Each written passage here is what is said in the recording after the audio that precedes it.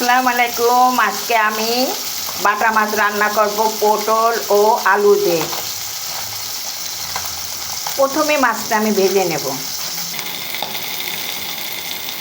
মাছ ভাজার পর এবার আমি দিয়ে দিলাম পটল আলু। এর মধ্যে দিলাম একটু লবণ, একটু হলুদ। তরকারি ভালোভাবে কষানোর পর দিয়ে দিলাম একটু পেঁয়াজ বাটা, কয়েকটি ঝাল। এবার একটু ঝোলের পানি দিয়ে দিলাম।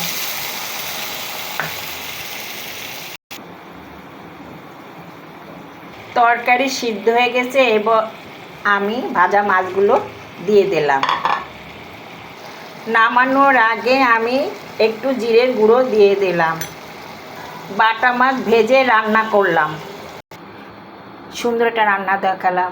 ভালো থাকবেন আমার বন্ধুরা, শুভকামনা করছি। ভালো লাগলে লাইক, কমেন্ট, শেয়ার করবেন। ধন্যবাদ সবাইকে।